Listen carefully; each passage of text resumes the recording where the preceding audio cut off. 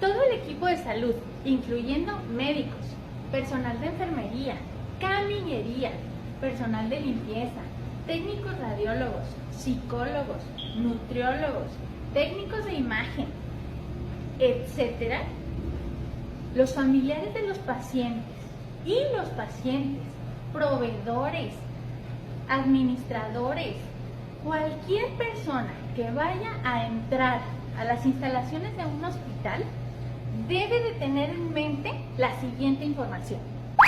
¿Cómo se transmiten las infecciones? Depende. ¿Esta fue causada por una bacteria? ¿Se trata de un virus? ¿Es un hongo? ¿O puede ser un parásito? Y de entre estas cuatro, también hay diferencias en cómo se transmiten de persona a persona. Una herramienta valiosa con la que contamos en los hospitales son las tarjetas de precaución basadas en las vías de transmisión. Y cada uno de estos colores significa un mecanismo de transmisión diferente. Por ejemplo, tarjeta azul. Cuando tú ves una tarjeta de este color pegada en la entrada de la habitación de un paciente, automáticamente debes saber que la enfermedad que padece el paciente que está aislado en su interior se transmite por vía aérea. Ejemplos, en este momento el más común es COVID-19, pero no es el único. La fase respiratoria del virus del sarampión o la tuberculosis, una enfermedad reemergente de forma muy importante en este momento, requieren tarjeta azul. ¿Y qué implica? Que cuando el paciente es tosedor, las partículas de saliva con las micobacterias están flotando en el medio ambiente del paciente y que si tú entras a esa habitación sin ningún equipo de protección y abres la puerta y respiras, todas las partículas de saliva con micobacterias van a entrar directo a tus vías aéreas o todas las partículas con el virus del COVID-19. Entonces, previo a ingresar a una habitación con la tarjeta azul, requieres usar un cubrebocas N95 por lo menos, además de higienizarte las manos, ponerte el equipo de protección completo, la bata desechable, etc. Entonces, esto no es un adorno. Revisa qué es lo que dice antes de entrar a una habitación. ¿Y qué pasa con la tarjeta verde? Esta se utiliza para enfermedades que se transmiten por gotas. Durante los inicios de la pandemia se utilizó la tarjeta verde y la azul para el paciente con COVID-19. Pero previo a la pandemia, esta tarjeta siempre nos traía a la mente influenza.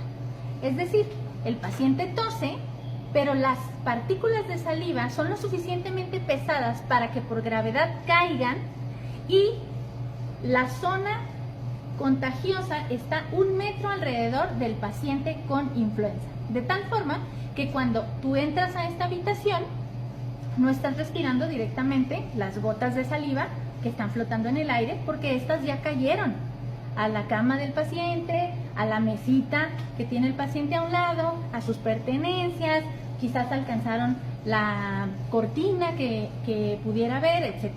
Y solo requieres un cubrebocas quirúrgico para poder entrar a la habitación. Sin embargo, si te vas a acercar a hacer un procedimiento y existe el riesgo de que el paciente te tosa directamente, entonces sí tomarías las precauciones de la tarjeta azul.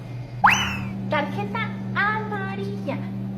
Esta se utiliza para aquellas infecciones que se transmiten por contacto. Es decir, si yo toco a un paciente que padece esta infección, mi mano funciona como un vector para transmitirlo a otro paciente o a una superficie inerte, desde donde una segunda persona puede tocar la superficie inerte y llevarlo a un segundo paciente.